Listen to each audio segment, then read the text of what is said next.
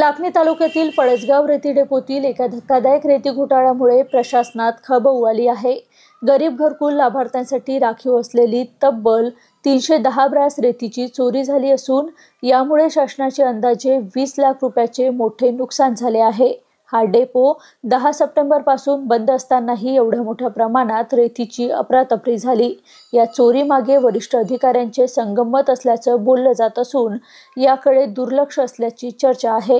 डेपोच्या व्यवस्थापनाची प्राथमिक जबाबदारी असलेल्या तहसील स्तरावरील अधिकाऱ्यांवरही संशयाची सुई फिरत आहे। ही चोरी केवळ महसुलाची नाही तर शासनाच्या महत्त्वाकांक्षी मोफत रेती योजनेला सुरुंग लावण्यासारखी आहे। एका बाजूला शासनाची आर्थिक हानी तर दुसरीकडे गरजू लाभार्थ्यांचे घर बांधणीचे काम रखडले आहे।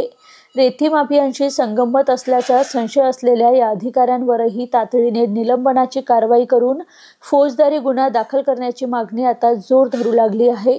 जिल्हा प्रशासन या प्रकरणातील सत्य कधी समोर आणते आणि संबंधित जबाबदार अधिकाऱ्यांवर कधी कारवाई करते याकडे संपूर्ण तालुक्याचे लक्ष लागले आहे।